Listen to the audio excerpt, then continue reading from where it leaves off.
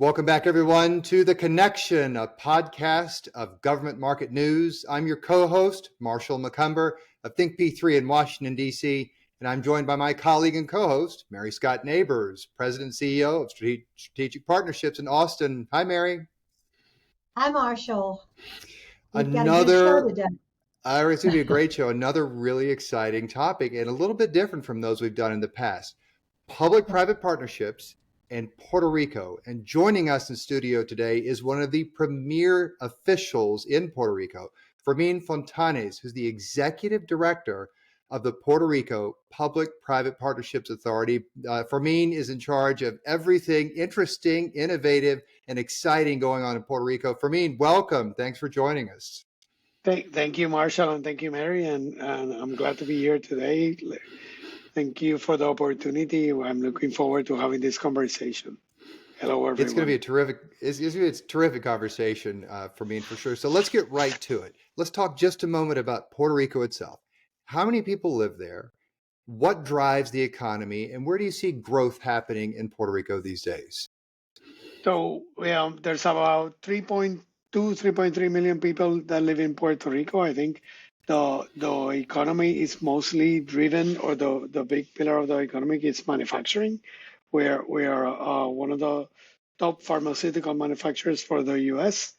I think about 10 or 12 of the most sold medicine in the U.S. are produced in Puerto Rico. So our manufacturing sector is very robust, and it carries more than 20% of our economy. We have tourism as well. Tourism has done stupendously in the last 3 years. We have been breaking records consistently the last 3 years. So this year, 2023, it's a record year as well, and not only in the amount of passengers, amount of flights, amount of people coming to the island. So we are peaking right now in that sector. And obviously right now there's a lot of construction and reconstruction related to the past hurricanes and earthquakes that we suffered in the last 5 years. We suffered a number of hurricanes actually, and the earthquakes. So there's a lot of construction that's out there, but really our pillar is the manufacturing sector. And we have done a lot of initiatives to try to continue bringing U.S. companies to Puerto Rico. That it's an issue that peaked after the COVID-19 pandemic, to make sure that we have a lot of manufacturing within the U.S. territories for the future. So we're taking advantage of that, and we're pushing a lot in trying to bring most of these industries back to the U.S. mainland. Mary. So for me, one of the reasons we wanted to have you on this program is because, and I know part of it was out of necessity, but you have established a really, really strong public-private partnership initiative there. And you've been very successful, and you are attracting companies from the United States. So we thought you would be able to share a lot of good advice, information to companies that might be interested in what you've got coming up and how they get involved. And then also public officials here in the States who are just on the verge of launching maybe their first or second public-private partnership would be interested in your advice. Definitely. I think really the keystone of our program is that we have a really good legal framework. It's the public policy of the government. Our Act 29 is a really strong law that provides us with all the tools that we need to carry out these processes. And we have an administration and a governor that supports the public-private partnerships, and the transparency and the robustness of our process has been key for us to be able to reach out to the markets and have people compete. I think obviously we have a track record that helps us, and the fact that we have continued effectively to do procurements, go through the entire process, and award the contracts helps us in the next process. So to all the public officials, I think my recommendation will be that the most important thing is to have a long frame or really good legal framework that allows the market to feel comfortable that they're going to be supported, that they have the tools for the process, that the entity is able to manage the process. I think in particular what Puerto Rico has that's different from any jurisdiction is that our office, the Puerto Rico Public-Private Partnerships, is a different entity that essentially acts as a boutique procurement office for the entire government. So we do public-private partnership procurements for the transportation sector, for the energy sector, for from airports, ports, roads, ferries, generation, transmission and distribution, renewables. So the legal framework that we have created has allowed us to establish an expertise within the government on P3s. So we have our office that are experts on managing P3s. And when for example, the Department of Transportation is looking at a potential project, they come to us and we take it from them and we deliver the project. And that gives us an advantage, I would say, with other government entities in the states where the different departments are venturing into public-private partnerships on their own and learning as they go along. Marshall, I'll ask one real quick short question and then let you jump in here. How do people in the States here, how do we find out about what's coming up, what you have that they might want to compete for? Our website is the I would say the key. It's p3.pr.gov. We have all the information on all of our existing procurements and what we have done in the past. Part of the transparency that our process requires is that everything that we do is public and it's on our website and it's available for all other government entities to look at. So when we complete a procurement process, all the documents related to that process are made public. So we have everything there from our request for proposals, the request for qualifications, the questions that were provided, the proposals, the the partnership report that summarizes everything.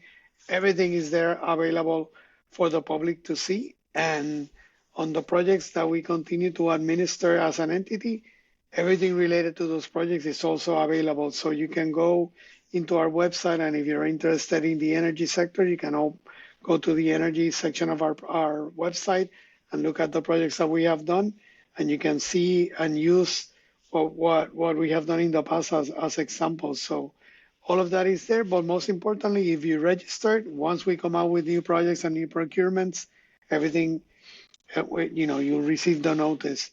The other important tool that our law provides is that we do accept unsolicited proposals.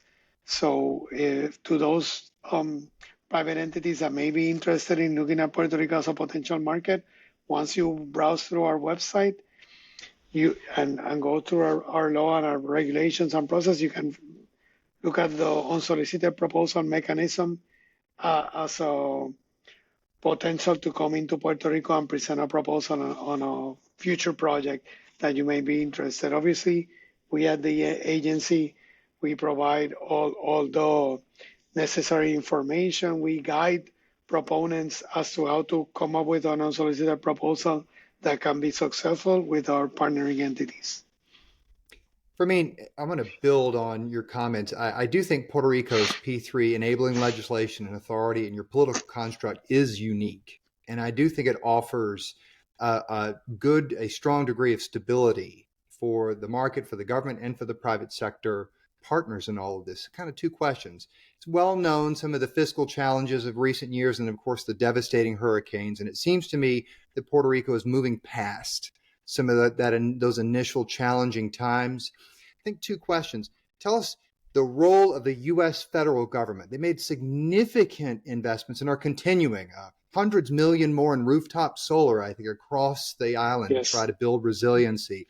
So you've got a very, very strong U.S. federal government partner, at least from my read, as well as on the other side, you've got a strong political support there locally. Together, those seem to work well. You've got a recent announcement of the toll roads concession. You have the energy concession. Of course, the airport, fabulous, and has been operating now for many years as a P3. What about those roles? It seems to me that provides a strong political and policy framework for companies to Yes. enter the market that may not have done so before. No, I totally agree. I think it's the stability that's tied to that continuation of having that also as I would say as an independent and agency or entity that's continuing those processes. We have been able to structure our transactions to benefit from that availability of funds that's coming. So since all the natural disasters, we continue to improve on how we develop our transactions to be able to work together with the federal government, and they have been key.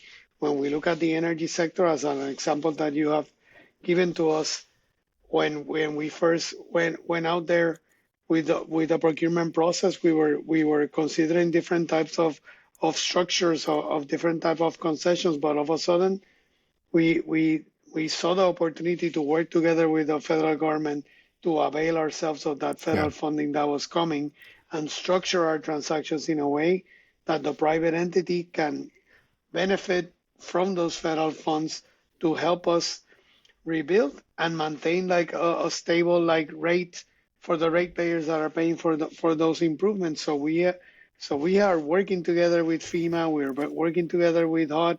We have an excellent relationship with the Department of Energy that works with us not only on those existing P3s but on future projects, and the credibility that we have been able to obtain working with this stable framework with those entities has led us to continue to make improvements. So right now, the Department of Energy is investing over $1 billion in renewable energy in Puerto Rico, and we work together with them to try to deploy those funds, and they work together with us to try to push the reconstruction as well and moving into that new era.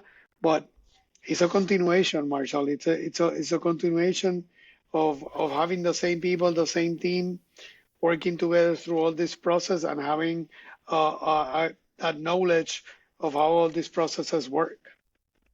Mary, Mary, I'm gonna ask you a question to build on Fermin's answer right there, if you don't mind. I think, Fermin, what you're saying is what I'd like to think is you are differentiating yourself as a marketplace. Now, Mary, you work with clients and governments across the country, don't you? Well, what is your thought when it comes to differentiation? It sounds to me like Fermin and his crew and his team is doing good things to do that. Do you agree that's important when we're trying to attract companies and private investment to a particular project? Yes, absolutely. And maybe I would say it more simplistically. I think what I heard you say is it is the structure that a public entity creates that makes the private sector comfortable to come in. They know that they're going to get the support, they're going to have the stability, they're going to have the legal aspect covered, it's going to be Yes. transparent, and the competition will be fair and above board. And, we have some states that are very, very aggressively rolling out all kinds of P3s, and we have other states that have yet to roll out the first one. And I know that, I came from government, so I know it's a little bit frightening to launch the first very, very large, maybe $1 billion project under a new delivery method. But there are all kinds of assistance and guidelines and people standing ready to help. And I just think you're a great uh, model for us. So we appreciate that. I would add that the track record that we have with all the different P3s continues to help us as we move forward, because when you look at the airport, when you look at the first toll roads, those P3s have been stable through hurricanes, through changes in administrations, through earthquakes, and our procurement processes as well. So when we were conducting our procurement processes, we went through changes in government, we went through three hurricanes, we went through earthquakes, and we kept Yeah. our eye on the prize, and we continue pushing forward. And I think that gives comfort to the market that, you know what, if I'm going to Puerto Rico and I'm going to participate in a P3 process, I know that I'm spending money that in the end it's going to result in a competitive transaction, and it's going to be awarded. I'm not wasting my time, and I'm going to have a solid partner in the government of Puerto Rico that's going to remain stable no matter what happens throughout the term of the concession. And I think the airport and the original toll roads have been here for more than 10 years, so they've seen changes in administration, they've seen their shares of disasters, and the government has been a partner to them, and they have been a partner to us, working together through all of these challenges. And I think that gives comfort to the market, and that's why every time we go out with different projects, we continue to see not only U.S. companies, we continue to see a lot of international participation, looking at Puerto Rico as a place to invest, and feeling comfortable that if we are selected, we have a long-term partner. And the toll roads transaction that you're mentioning, it's a huge transaction. We have it's a $2.85 billion initial fee, but it's of more than $5.3 billion investment. And not only that, we have banks from all over the world, from Japan to Europe to the US to local banks. All the local banks are investing on this. So we have gained that credibility from all regions in the world that are willing to invest hundreds of millions of dollars in Puerto Rico, the infrastructure, because they know that the legal framework is there and that the government is a willing partner. So, Marshall and I have talked many times about the fact that 2 years ago, Congress um, allocated more than $1 trillion to infrastructure projects. And all of that spending has to be utilized and committed before 2026. And yet we still have $492 billion that is waiting in the government coffers for public-private partnerships and infrastructure projects in the United States. So we are hopeful that public officials are going to get very, very busy and launch lots of projects because there's a lot of needs. Yeah, Marshall, throw it back to you. Well, I would just build on that. And we talk about roads and bridges and broadband funding and so forth, but Fermin, you touched on this as well. Energy. It's extraordinary the amount of investments we're seeing from the Inflation Reduction Act. Again, I know Department of Energy, as you had mentioned, has its own fund just for Puerto Rico. Astounding. I think $1 billion, Fermin, right, as you had mentioned. Yes.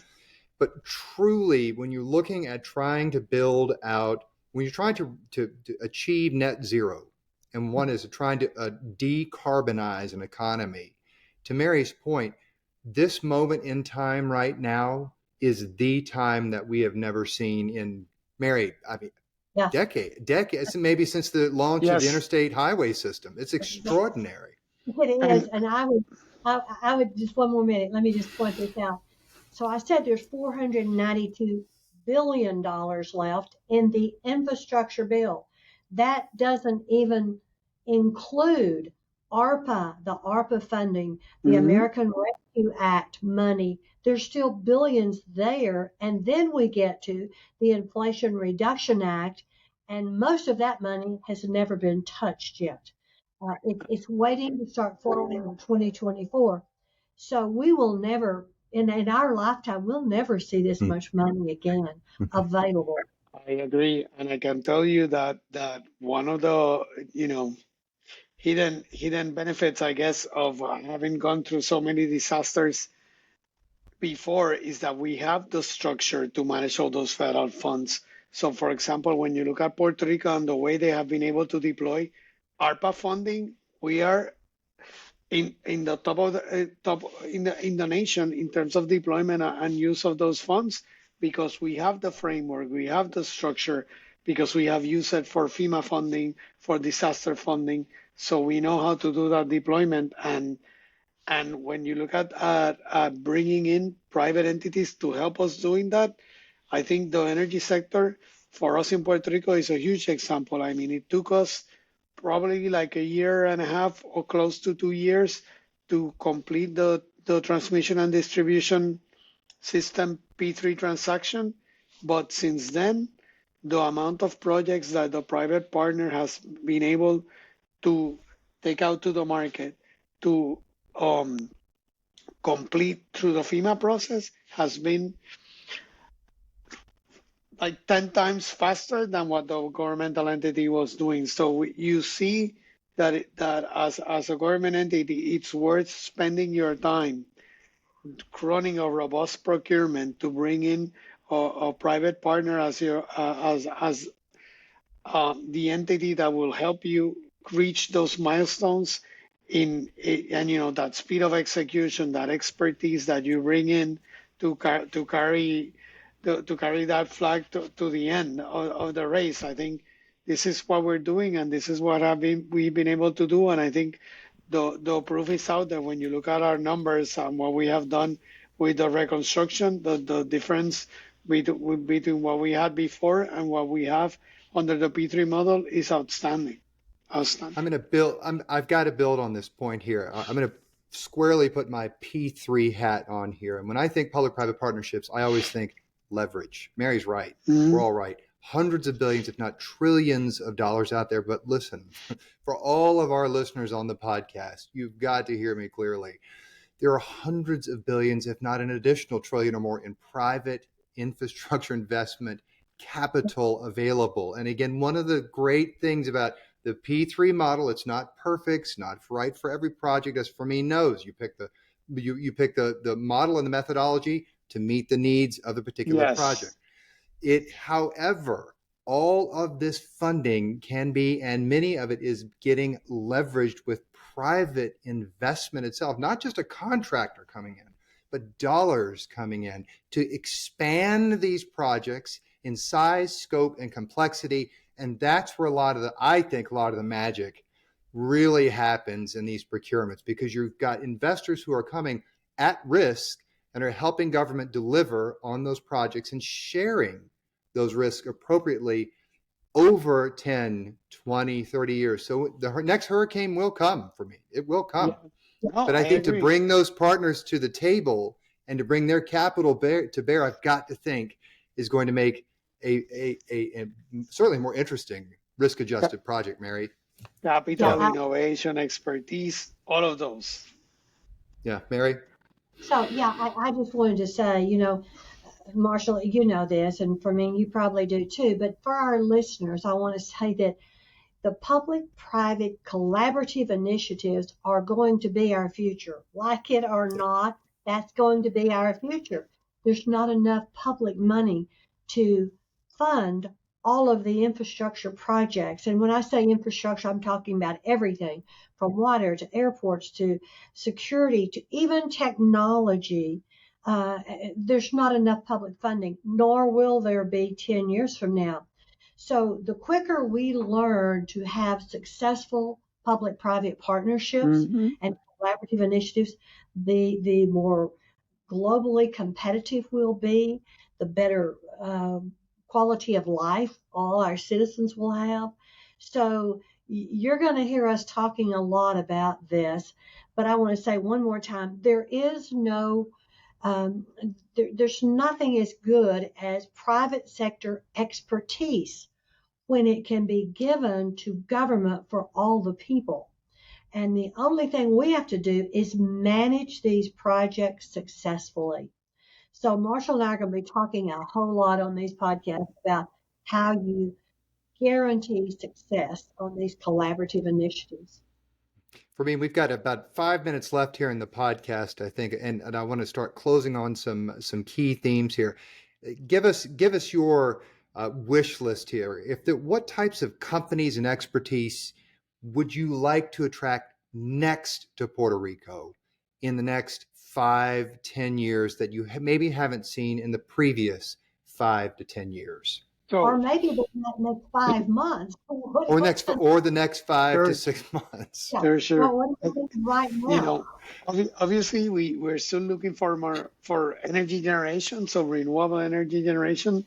We need more of that, and we continue to push on that. We have a procurement now for an LNG to hydrogen plant that's going on, but we're gonna need more. So we probably will launch more renewables or more generation within the next year. But for us, and I think Marshall, you probably have heard me talking about this before, but solid waste management to me is something that we need in Puerto Rico. We need innovation in that field, and it may be tied to energy as well. Broadband, it's another one that's important, but social infrastructure. I think that at least from my point of view, that's one that we would like to tackle. It's the schools, the health system, and try to tackle those fronts as well. But there's a lot of opportunity in waste management, solid waste, um, energy, broadband, and even asset recycling. I mean, Marion, we have a lot of ideas out there that we're trying to narrow, and I think that's why the unsolicited proposal process is key for us. And I'll say one last thing before I turn it to Mary.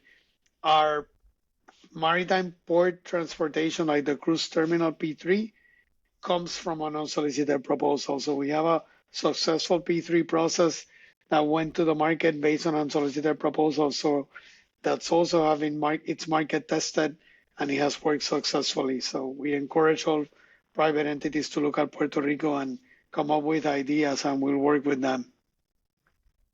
exciting times. Mary, any closing comments here for Fermin? No, I just thank you, Fermin. We appreciate you joining us today. And I know we're out of time, Marshall, so I'll toss it back to you. It's exciting times. Puerto Rico is beautiful. If you haven't visited, do so. I encourage you. As Puerto Rico Tourism Authority here speaking, it's beautiful. It's lovely. But most importantly, it's an exciting place to invest for infrastructure and for interesting things that government is doing. A lot for me, it's a lot due to your leadership and then your bosses above and around you that I think we're seeing a lot of the success. So much is happening. Mary, we're going to talk about schools as infrastructure in a future podcast. I know Fermin's exactly right. The social or vertical infrastructure, the community infrastructure. Yes. Gosh, it is a huge opportunity for companies to come and help our school systems solve so much of the problems, because at the end of the day, just in one example, does a school district really need to worry so much about the school? No, the point is to educate our students and have the teachers be able to do their jobs and not worrying about whether the roof's leaking or if the school is safe. Or if the technology has been modernized. So, Exactly. So much opportunity there. Fermin, closing comments from you here? No, thank you. I try to cover a lot. But there's a lot of that we can discuss. But I think in some, Puerto Rico is a great place to do business. I think this is really the moment for Puerto Rico. We have a lot of opportunities. The economy in Puerto Rico is doing great, and unemployment is at an all-time low. So you have a great partner with us. Come take a serious look at Puerto Rico as a place to invest, and reach out to us, to all of those who either want to come and invest, or those other public officials that want help from us to guide you from our experience what we have done. I think there's a lot of opportunities for everybody, so we're open to helping anybody. Take a look at the Puerto Rico Public-Private Partnerships Authority. We've had today as our guest in the studio, Fermin Fontanes, the Executive Director of the Authority. Fermin, thanks so much for being here. Thank you all. We'll look forward to seeing you on a podcast in the near future. Take care.